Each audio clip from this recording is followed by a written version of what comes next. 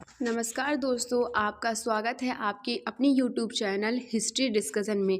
आज हम लोग यूपीपीसीएस आरओ की ज्योग्राफी एमसीक्यूज़ की सीरीज में दूसरी क्लास में पढ़ेंगे।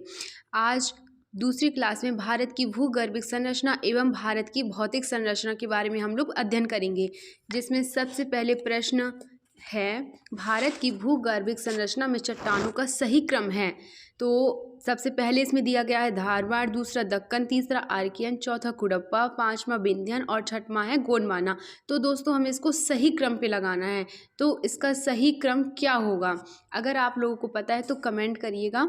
इसका सही क्रम होगा, सबसे पहले आएगा आर्कियन क्रम की चट्टानें, फिर धारवाड़, फिर उसके बाद आएगी कुडप्पा, फिर उसके बाद आएगा विंध्यन क्रम की चट्टानें, फिर आएगा गोंडवाना, फिर आएगा दक्कन ट्रैप। तो इसका सही आंसर हो जाएगा 3, 1, 4, 5, 6, 2। तो इसमें हम देखेंगे इसका बी ऑप्शन सही रहेगा, तो इसका बी आंसर सही है। अगला प्रश्न, महाद्वीपीय विस्थापन सिद्धांत 1912 के अनुसार भारतीय स्थल पिंड गोंडवाना लैंड का भाग है। तो दोस्तों जो ये है, ये किस वैज्ञानिक ने दिया है हमको, तो इसका आंसर हो जाएगा हम्बोल्ट या फिर अल्फ्रेड वेगनर। तो इसका सही आंसर होगा अल्फ्रेड वेगनर। सन 1912 ईस्वी में अल्फ्रेड वेगनर ने यह सिद्धांत हम सभी को दिया था, जो कि जर्मन वैज्ञानिक हैं। ठीक है दोस्तों। फिर अगला प्रश्न है तीसरा, पैंजिया के उत्तरी भाग एवं दक्षिणी भाग को कहा जाता है लारेशिया, गोंडवाना लैंड, अंगारा लैंड या फिर गोंडवाना लैंड। मतलब ये कह रहा है प्रश्न कि पैंजिया का जो उत्तरी भाग है उसको क्या कहेंगे और दक्षिणी भाग है उसको क्या कहेंगे।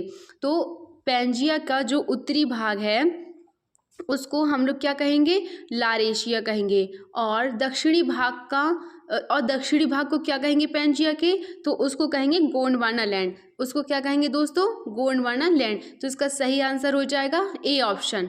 चौथा प्रश्न, भूखंड एक बड़े महासागर से घिरे हुए रहते हैं, इसे बड़े महाद्वीप को एवं बड़े महासागर को कहते हैं। तो दोस्तों हमें इसमें ये बताना है कि जो भूखंड है एक बड़ा महासागर से घिरा हुआ रहता है, इसके बड़े महाद्वीप को क्या कहते हैं और इसके छोटे महाद्वीप, इसके बड़े महासागर को क्या कहते हैं। तो दोस्तों बड़े महाद्वीप को हम लोग क्या कहेंगे, पैंजिया। क्या कहेंगे, पैंजिया। और जो बड़े महासागर होते हैं उनको क्या कहेंगे, पैंथालासा। उसको क्या कहेंगे, पैंथालासा। अगला प्रश्न है, भारत को उच्चावच एवं संरचना के आधार पर कितने भू आकृति या भागों में बांटा जा सकता है। तो इसका सही आंसर हो जाएगा पांचवा। तो इसमें हम थोड़ा सा जानकारी हम आपको देंगे कि भारत को उच्चावच एवं संरचना के आधार पे जो 5 भू आकृतियों भागों में बांटा गया है वो कौन कौन से है। तो पहले नंबर पर आता है उत्तर पर्वतीय प्रदेश। कौन सा, उत्तरी पर्वतीय प्रदेश। दूसरा आएगा प्रायद्वीपीय पठार। तीसरा आएगा उत्तर का विशाल मैदान। चौथा आएगा तटीय मैदान। पांचवा द्वीप एवं द्वीप समूह। हम लोग फिर से इसको दोहराएंगे। पहले नंबर पर आएगा उत्तरी पर्वतीय प्रदेश, दूसरा है प्रायद्वीपीय पठार, तीसरा आएगा उत्तर का विशाल मैदान, चौथा आएगा तटीय मैदान और पांचवा आएगा द्वीप एवं द्वीप समूह। अगला प्रश्न छठवां, हिमालय की सबसे पश्चिमी चोटी जो कि जम्मू कश्मीर में स्थित है, उसका हिमालय यानी कि हिमालय का विस्तार किस चोटी में है। कौन सी चोटी का पूछ रहा है, हिमालय की पश्चिमी चोटी का विस्तार पूछ रहा है, जो कि जम्मू कश्मीर में स्थित है। तो नंदा देवी में है उसका विस्तार या तो फिर नंगा देवी में है। तो इसका सही आंसर हो जाएगा नंगा देवी। नंगा देवी में इसका विस्तार है।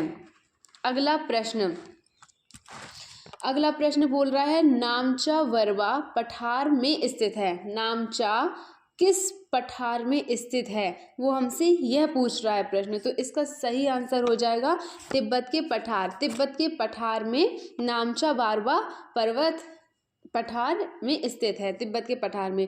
दोस्तों इसमें हम एक चीज़ और जानेंगे कि हिमालय का जो सबसे पूर्वी चोटी है उसको हम लोग नामचा वरवा ही कहते हैं। नामचा वरवा हिमालय की सबसे पूर्वी चोटी है। क्या है, सबसे पूर्वी चोटी है। अगला प्रश्न आठवां, काराकोरम पर्वत श्रेणी जो कि जम्मू कश्मीर में श्रेणी में उत्तर पश्चिम से दक्षिण पूर्व दिशा में विस्तृत श्रेणी है? तो भ्रंश घाटी में है या वलित? ठीक है दोस्तों, तो हमें इसमें ये बताना है कि काराकोरम जो पर्वत श्रेणी है जम्मू कश्मीर में है, जो उसमें उत्तर पश्चिम से दक्षिण पूर्व दिशा में विस्तृत है, तो वह किस प्रकार की घाटियों में है? भ्रंश घाटियों में है या वलित? तो इसका सही आंसर क्या हो जाएगा? इसका सही आंसर आप लोगों को पता है तो कमेंट कीजिएगा। इसका सही आंसर होगा वलित। वलित इसका सही आंसर होगा। अगला प्रश्न, तिब्बत में काराकोरम श्रेणी को क्या कहते हैं? तिब्बत में काराकोरम श्रेणी को कहते हैं, क्या कहते हैं दोस्तों? तो इसका सही आंसर हो जाएगा कैलाश श्रेणी कहते हैं। ठीक है दोस्तों, इसमें हम लोग थोड़ा सा जानेंगे कि जो काराकोरम पर्वत श्रेणी का विस्तार है वो पूर्व में तिब्बत तक है और तिब्बत में काराकोरम को कैलाश श्रेणी कहते हैं। अगला प्रश्न, भारत की सबसे ऊंची पर्वत चोटी K2 या फिर गॉडविन ऑस्टिन की लंबाई 8611 मीटर है, जो पर्वत श्रेणी पर स्थित है। तो किस पर्वत श्रेणी पर है? काराकोरम पर है या पीर पंजाल पर है? तो इसका सही आंसर हो जाएगा काराकोरम श्रेणी पर स्थित है।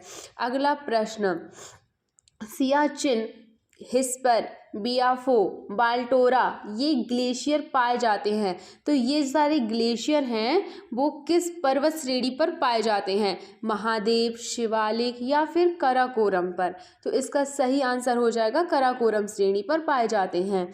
अगला प्रश्न 16वां, लद्दाख पर्वत श्रेणी जम्मू कश्मीर के उत्तर पश्चिम से दक्षिण पूर्व दिशा में विस्तृत एक पर्वत श्रेणी है। किस प्रकार की पर्वत श्रेणी है? अपशिष्ट है या फिर वलित है? वलित का अर्थ होता है मोड़दार या घुमावदार। ठीक है दोस्तों, तो यहाँ पर ये हमसे पूछ रहा है 16वां प्रश्न कि लद्दाख पर्वत श्रेणी जो है वो जम्मू कश्मीर की उत्तर पश्चिम से दक्षिण पूर्व दिशा में विस्तृत है एक पर्वत श्रेणी है, तो ये वलित पर्वत श्रेणी है। किस प्रकार की श्रेणी है? वलित पर्वत श्रेणी है। अगला प्रश्न, सिंधु नदी का उद्गम स्थान है, तो पामीर का पठार में है या फिर तिब्बत के पठार में है इसका उद्गम स्थल? तो इसका उद्गम स्थान हम मानेंगे तिब्बत के पठार से। और दोस्तों हम यहाँ पर बताएंगे आपको कि सिंधु नदी तिब्बत के पठार के चेमायुंगडुंग ग्लेशियर से निकलती है। किस ग्लेशियर से निकलती है? चेमायुंगडुंग ग्लेशियर से निकलती है। अगला प्रश्न, भारत का शुष्कतम स्थल लेह स्थित है, तो लद्दाख में है या फिर काराकोरम पर है? तो इसका सही आंसर हो जाएगा आपका लद्दाख। इसका सही आंसर क्या हो जाएगा? लद्दाख। भारत का शुष्कतम स्थल लेह कहाँ पर स्थित है? लद्दाख पर स्थित है। अगला प्रश्न, नंगा पर्वत किस पर्वत श्रेणी की सबसे ऊंची चोटी है? तो किस पर्वत श्रेणी की? कैलाश की कि जास्कर की? तो इसका सही आंसर हो जाएगा जास्कर। दोस्तों यहाँ पर हम आपको एक चीज़ और बताएंगे कि नंगा पर्वत, ठीक है, नंगा पर्वत किस वालिस्तान से है? तो गिलगित वालिस्तान पर है और इस पर्वत श्रेणी की और यह जास्कर पर्वत श्रेणी की सबसे ऊंची चोटी है। अगला प्रश्न 20वां, ट्रांस हिमालय बृहद हिमालय से अलग होता है, तो किस प्रकार ये अलग होता है? इंडो सांगपो सचर जोन या तो फिर बियाफो जोन? तो इसका सही आंसर हो जाएगा इंडो सांगपो सचर जोन। तो ट्रांस हिमालय बृहद हिमालय से किस प्रकार से अलग होता है? तो इंडो सांगपो सचर जोन से द्वारा अलग होता है। अगला प्रश्न 21वां, हिमालय का भौतिक विभाजन कितने भागों में किया गया है? 3 या 4? तो इसका भौतिक विभाजन है हिमालय का वो 3 भागों में किया गया है। यहाँ पर तो सिर्फ 3 और 4 ऑप्शन है, लेकिन यहाँ पे नाम तो दिए नहीं गए हैं, तो हम आपको बताएंगे इसका आंसर 3 है। जो पहला जो विभाजन है वो महान हिमालय या हिमाद्री या सर्वोच्च या बृहद हिमालय है। दूसरा है मध्य हिमालय या लघु हिमालय। तीसरा है शिवालिक या उप हिमालय। अगला प्रश्न, हिमालय की सबसे प्राचीनतम श्रेणी है शिवालिक, मध्य या बृहद? दोस्तों इसका सही आंसर हो जाएगा बृहद हिमालय। दोस्तों बृहद हिमालय सबसे पुरानी श्रेणी है हिमालय की। अगला प्रश्न 23वां, महान हिमालय का निर्माण हुआ है ग्रेनाइट से, नीस से या फिर ये दोनों चट्टानों से? तो इसका सही आंसर हो जाएगा ये दोनों, ग्रेनाइट और नीस, ये दोनों चट्टानों से महान हिमालय का निर्माण हुआ है। अगला प्रश्न 24वां, कश्मीर घाटी, कांगड़ा घाटी, कुल्लू घाटी, लाहौल स्पीति ये स्थित हैं महान व मध्य हिमालय के बीच या महान व लघु हिमालय के बीच? तो इसका सही आंसर हो जाएगा महान व लघु हिमालय के बीच। अगला प्रश्न, मकालू, गौरीशंकर, धौलागिरी, अन्नपूर्णा आदि पर्वत श्रेणियां स्थित हैं, तो कहाँ पर स्थित हैं? हिमालय में, हिमाचल में या फिर नेपाल में? तो इसका सही आंसर क्या होगा बताइए, आप लोगों को पता हो तो? इसका सही आंसर हो जाएगा नेपाल। मकालू, गौरी शंकर, धौलागिरी, अन्नपूर्णा आदि पर्वत श्रेणियां नेपाल में स्थित हैं। भारत में स्थित हिमालय की सबसे ऊंची चोटी है राकापोशी या फिर कंचनजंगा? तो इसका सही आंसर हो जाएगा कंचनजंगा। भारत में स्थित हिमालय की सबसे ऊंची चोटी है कंचनजंगा। अगला प्रश्न, नंदा देवी, दोस्तों ये आखिरी प्रश्न है आज की क्लास का, तो इसके बाद हम आगे जारी रखेंगे अगली क्लास में। ये आखिरी प्रश्न है। नंदा देवी, कामेट, बंदरपूछ, बद्रीनाथ और त्रिशूल पर्वत चोटियां स्थित हैं, कहाँ पर स्थित हैं? हिमाचल प्रदेश में, अरुणाचल प्रदेश में या फिर उत्तराखंड में? दोस्तों आप लोगों को अंदाजा लग ही गया होगा कि नंदा देवी, बंदरपूछ, बद्रीनाथ, त्रिशूल पर्वत, कामेट ये सभी कहाँ पर स्थित हैं? उत्तराखंड में स्थित हैं। आज की क्लास में हमने इतना ही पढ़ा, अब आगे की क्लास में हम लोग आगे पढ़ेंगे। धन्यवाद।